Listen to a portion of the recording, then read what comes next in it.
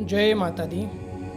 तुम्हा सर्व भगवतीच्या सेवकांचं भक्तांचं आपल्या या आध्यात्मिक यूट्यूब परिवारामध्ये पुन्हा एकदा खूप खूप स्वागत आहे. काही साधकांनी प्रश्न विचारले होते की ह्या देवतेची ह्या देवीची आम्ही उपासना सेवा साधना खूप पहिल्यापासून करतोय आणि आतासुद्धा करतोय. पहिल्यांदा अनुभव येत होते, वेगवेगळे जे प्रचिती येत होत्या, पण आता ते अनुभव बंद झालेले आहेत, प्रचिती बंद झाले आहेत. त्याचं खरं कारण काय आणि त्या परत कशा चालू केल्या पाहिजेत, मग ह्याच्यावरती आपण आज बोलणार आहे. आता मुळामध्ये भक्ती भगवतीची उपासना सेवा साधना सुरू केल्यानंतर ज्या अनुभूती येतात त्या बंद का होतात, नक्की त्या बंद कशामुळे होतात, त्याची कारणं काय आहेत, आपण काय चुका करतो भक्तीमध्ये त्यामुळं त्या गोष्टी बंद होतात, ह्या अगोदर आपल्याला समजणं गरजेचं आहे. आता त्याचं पहिलं कारण असं आहे की ज्यावेळेस आपण एखाद्या देवाची किंवा एखाद्या दैवताची आपण उपासना सेवा साधना सुरू करतो त्यावेळी आपली भक्ती आपली सेवा ती साधना एका विशिष्ट टप्प्यावरती पोचल्यानंतर आपोआप त्या देवतेचे वेगवेगळे अनुभूती अनुभवायला सुरुवात होते. जसं की त्या देवतेचे स्वप्नामध्ये दर्शन आपल्याला सुरुवात होतात, त्यानंतर त्याच्या रिलेटेड ज्या काही गोष्टी असतात, त्या देवतेच्या रिलेटेड ज्या काही गोष्टी असतात त्या स्वप्नामध्ये यायला सुरुवात होते. अचानक आपण सेवेला बसलोय, जपाला बसलोय, ते साधनेला बसलोय, अचानकच आपल्या शरीराला कंप सुरू होतो, त्यानंतर जांभळे यायला सुरुवात होते, त्यानंतर डोळ्यातून पाणी यायला सुरुवात होतात. अशा खूप प्रकारच्या अनुभूती त्या देवतेच्या उपासनेमध्ये आपल्याला सुरुवात होत असतात. ही अनुभवामध्येच मोडतात सगळे. कुठं त्या देवाचं गाणं लागलं किंवा कुठं त्या देवताचं नाव घ्यायला सुरुवात झालं तर एक वेगळ्याच प्रकारचं तिकडं अट्रॅक्शन येतं आपल्याला त्याविषयीचं. अचानक त्यांचं स्वरूप बघितल्यानंतर आपल्याला रडू येणं, हे काय त्या अनुभवाचे असे वेगवेगळे प्रकार आहेत. मग हे जे अनुभव असतात हे अनुभव बंद होण्याचं पहिलं कारण असं असतं की ज्यावेळेस आपण त्या देवतेची सेवा सुरू करतो, त्या भगवतीची आपण सेवा सुरू करतो त्यावेळेस ती एक सेवा आपली विशिष्ट टप्प्यावर पोचलेली असते आणि आपल्याला ते अनुभव येतसुद्धा असतात. मग आता हा जो व्यक्ती किंवा हा जो साधक आपली सेवा करतोय साधना करतोय तो नक्की खरं आपल्यासाठी करतोय का हे बघण्यासाठी, म्हणजे त्याच्या मनामध्ये दुसरं काही प्राप्त करण्याची इच्छा आहे का फक्त तो अनुभवासाठीच आपली सेवा साधना करतोय, ह्या गोष्टी बघण्यासाठी एक प्रकारची परीक्षा बघण्यासाठी ते दैवत स्वतः ते अनुभव बंद करतं.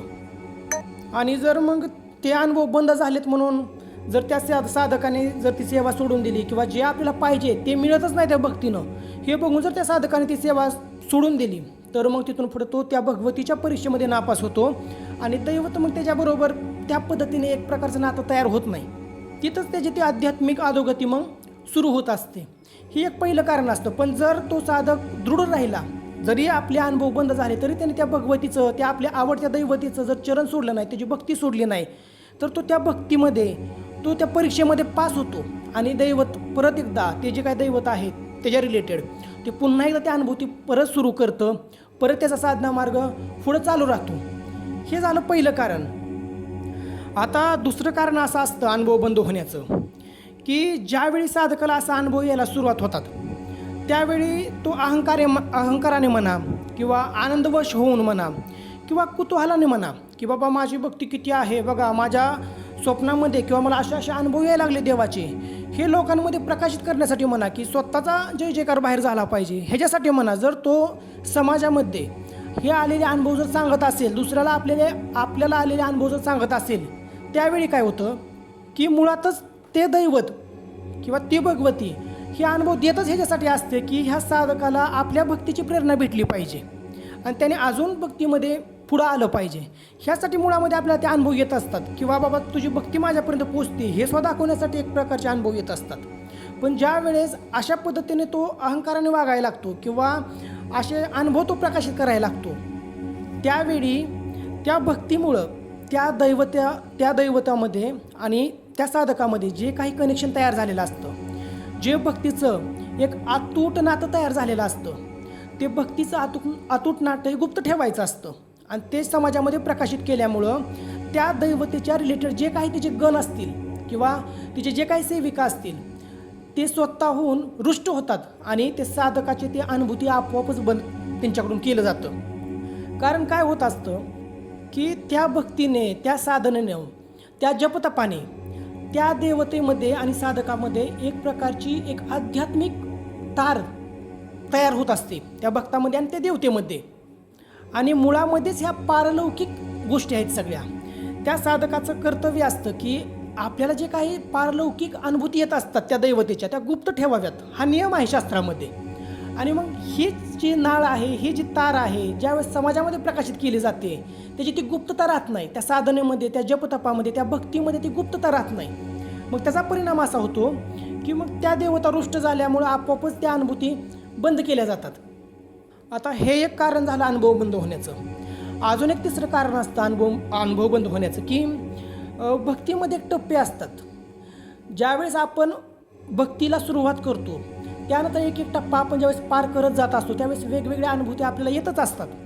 पण एक विशिष्ट टप्पा ज्यावेळेस आपण पार करतो, त्यानंतर ज्यावेळेस आपल्याला गुरुप्राप्ती होते आणि गुरुप्राप्ती झाल्यानंतर सुद्धा ज्यावेळेस आपण भक्तीमध्ये पुढं चालत राहतो, त्यानंतर साधकाचं त्या भगवतीशी किंवा त्या देवतेशी एक असं नातं तयार होतं की ते अतूट बंधनासारखं असतं.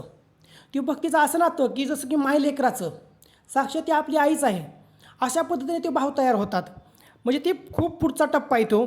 त्यामध्ये जे काही सांसारिक गोष्टी आहेत त्याच्यावरती लक्ष राहत नाही. माझ्या भक्तीमुळं, माझ्या साधनेमुळं देवाने मला अशा काही गोष्टी दिल्या पाहिजेत, म्हणजे एक प्रकारचं देवाने आपल्याला काहीतरी दिलं पाहिजे माझ्या भक्तीने माझ्या भक्तीला प्रसन्न होऊन, त्याची अभिलाषा राहत नाही. एक निष्काम भक्ती त्यावेळेस तयार होत असते त्या टप्प्यावरती पोचल्यानंतर. आणि मग आपोआपच बाकीच्या सगळ्याच गोष्टी निरर्थक झाल्यामुळं मुळामध्येच हे जे काही अनुभूती आहेत त्याचासुद्धा अर्थ त्या साधकाच्या आयुष्यामध्ये काय राहत नाही त्या भक्तीला. कारण की ती भक्तीच एक वेगळ्या लेवलपर्यंत गेलेली असते की जसं की साक्षात आता भगवतीच तिथून पुढं प्राप्त होणार असते. खूप शुद्ध भक्ती त्या साधकाच्या हृदयामध्ये जागृत होत असते. साक्षात भगवतीच त्याच्या हृदयामध्ये एक स्थान ग्रहण करते. मग ह्याच्यामुळं काय होतं की मुळामध्येच त्या ज्या काही अनुभूती आहेत त्याची गरज राहत नाही साधकाच्या आयुष्यामध्ये. कारण ते अनुभवच असतात की त्या साधकाला प्रेरणा भेटावी भक्तीची, की बाबा त्याला दाखवावं त्या देवतेने की हां तुझी साधना माझ्यापर्यंत पोचते आहे, अशा काही संकेत भेटावे, ह्यासाठी जे काही अनुभूती येत असतात त्याची आता इथं गरज राहिलेली नाही. त्यामुळं त्या देवतेकडून आपोआपच ते जे काही सगळे अनुभव आहेत ते बंद केले जातात. कारण तिथून पुढचे जे टप्पे असतात ते त्या देवतेच्या रिलेटेड असतात की प्रत्यक्षीकरण आणि अप्रत्यक्षीकरण ह्याच्याशी रिलेटेड असतात. हळूहळू त्या देवतेचं अप्रत्यक्षीकरण व्हायला सुरुवात होते. अप्रत्यक्षीकरण म्हणजे वेगवेगळ्या पद्धतीने दर्शन, पण ते अप्रत्यक्षरित्या असतं. अशा पद्धतीने व्हायला सुरुवात होते. त्या अप्रत्यक्षीकरणाचा सुद्धा टप्पा ज्यावेळेस तो साधक पार करतो त्यावेळेस प्रत्यक्षीकरणाची क्रिया त्या साधकाबरोबर घडत असते. प्रत्यक्षीकरण म्हणजे साक्षात भगवतीच त्या साधकाला दर्शन देत असते. आपण माहीत आहे आपल्याला की बंगालमध्ये साक्षात रामकृष्ण परमहंसांच्या हाताने माता काली ह्या अन्नग्रहण करायच्या. तिथपर्यंत पोचणं हे आपल्यासाठी इतकं सुद्धा सोपं नाही भक्तिमार्गामध्ये, कारण आपण सांसारिक आहोत, संसार करत आपल्याला परमार्थ करायचा आहे. त्यामुळं सगळ्याच गोष्टी संसारामध्ये आलेल्या आहेत. आता तुकाराम महाराजांनी सुद्धा संसार करत परमार्थ केलेलाच आहे, पण ती गोष्ट एक वेगळी आहे की त्यांचं ते समर्पण आहे, त्यांचा समर्पित भाव येतो आणि संसारामध्ये त्यांनी भरपूर गोष्टींचं सुद्धा समर्पण केलेलं आहे. असं सध्याला या कलियुगामध्ये सहसा खूप दुर्मिळ लोक आहेत की भक्तीमध्ये अशा पद्धतीने समर्पक भाव ठेवतात. पण तरीसुद्धा संसार करत असताना एक निष्काम भक्ती करावी ह्यासाठी तरी त्या साधकाने प्रयत्न केला पाहिजे की बाबा मला फक्त माझी आईसाहेब पाहिजेत, मला ह्या संसारातलं काहीच नको. मी तिच्यासाठी ज्यावेळेस भक्ती करायला आपण ज्यावेळेस सुरुवात करतो ना त्यावेळेस खरं ती प्रत्यक्षीकरणाच्या क्रियासुद्धा घडायला वेळ लागत नाही. कारण एक एक टप्पा आपण भक्तीचा पार करत आलेला असतो. त्यामध्ये आपोआपच त्या साधनेमध्ये जपामध्ये भक्तीमध्ये शरीरशुद्धी होत असते. शरीरशुद्धीनंतर मनशुद्धी होत असते. मनशुद्धीनंतर अष्टसात्विक जे काही भाव आहेत त्या प्रक्रियेतून आपण पुढं जात असतो. आणि जे काही आपली सकाम भक्ती आहे त्या सकाम भक्तीपासून हळूहळू आपण निष्काम भक्तीकडे सुद्धा वळत असतो. ही त्या देवतेच्याच प्रतापाने होत असतं.